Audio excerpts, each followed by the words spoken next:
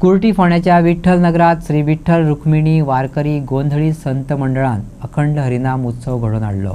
हो अखंड हरिनाम उत्सव 3 दीस चलतलो अशें कीर्तनकार श्रीकांत गणाचारीन सांगले। श्री विठ्ठल रुक्मिणी वारकरी गोंधळी संत मंडळी जिंगरीमाळ कुट्टी फोंडा गोवा या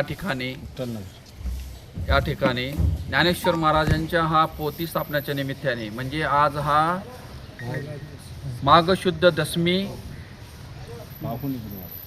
एकादश, द्वादश आणि त्रयोदश हा 4 दिवसाचा हा कार्यक्रम या ठिकाणी होत आहे आणि हा 13व्या वर्षापासून हा चालत आलेला हा कार्यक्रम आहे। सांगायचं म्हणजे हा संत कृपा आहे सगळ्या आमच्या बाळगोपाळवर सगळ्यावर झालेले आहे।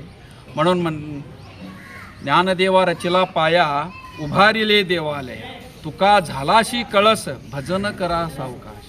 हा इवलीश रूप लावी येले दारी, त्याचू वेला गेला गगनावरी। म्हणून आपण हे वारकरी संप्रदाय वाढत आतापर्यंत हा 13 वर्ष इथे चालत आलेला आहे। म्हणून ह्या सर्व 13 वर्षामध्ये अनेक ठिकाणी हा प्रचार झालेला आहे।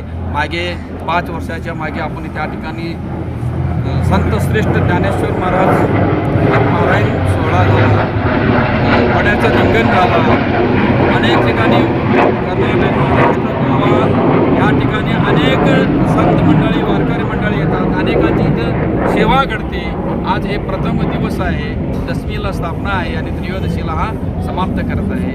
आज प्रथम दिवस आहे, आता पोथी स्थापना झालेली आहे। याच्या पुढे प्रवचन होणार, मग हरिपाठ होणार, मग त्याच्यानंतर नामस्मरण होणार, मग त्याच्यानंतर रात्री 7 ते 10 पर्यंत कीर्तन सेवा होणार, मग सकाळी पुन्हा काकडा होणार। एकादशी दिवशी उद्या 9 ते 12 हा अध्यायापर्यंत पारायण होणार इकडे, मग पुन्हा प्रवचन होणार, पुन्हा रात्री कीर्तन होणार। असा हा 4 दिवसाचा हा कार्यक्रम इथं दरवर्षाप्रमाणे हा 13 वर्षापर्यंत हा चाललेला आहे।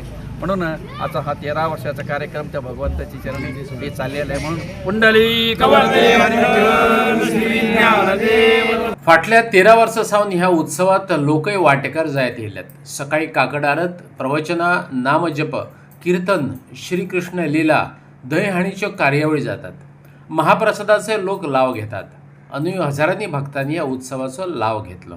हर वर्षी 13 वर्ष झाले आमच्या गुरुकृपेने आमचे गुरु सद्गुरू शिवरकर महाराज श्रीकृष्ण स्वामी शिवरकर महाराज यांच्या आशीर्वादाने आमचं इथं चालते। सकाळी काकडा, त्याच्यानंतर प्रवचनच्या नंतर परत प्रवचन 4 वाजता, त्याच्यानंतर नामजप, नाम झालं 7 ते 9 कीर्तन, असं डेलीचे 4 दिवस आणि लास्टला महाकीर्तन राहतो काल्याचा। त्या काल्याच्या कीर्तनाला मोठे आम्ही दहीहंडी फोडून श्रीकृष्णाचं वर्णन करून श्रीकृष्णाची दहीहंडी कसं त्यानं सुदामा, पेंद्या, वाकुड्या यांच्यावर खेळ खेळला त्याचं कीर्तन असतो।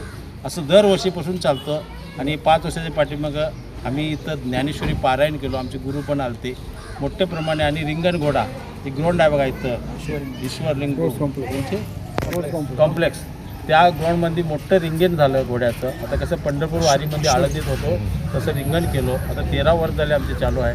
कृपा करून आम्हाला सगळे सहायता करा म्हणून आम्ही विनंती करतो। आजपासून सुरुवात महाप्रसाद डेलीचा डेली दुपारी प्रसाद असतो, सकाळी नाश्ता, दुपारी प्रसाद, पर संध्याकाळी नाश्ता, रात्री प्रसाद, 4 दिवस चालूच असतो। महाप्रसाद द्वादशीच्या दुपारी महाप्रसाद कमिटीचा असतो कंप्लीट। कोणत्या समाजाचे? गोंधळी समाज परिसरातील वारकरी गोंधळी समाज। दिवसाला किती लोकांची उपस्थिती असते? उपस्थिती बघा संध्याकाळी 1000 ते 1500 लोक असते। महाप्रसादला 3000 3,500 लोक येत आहे।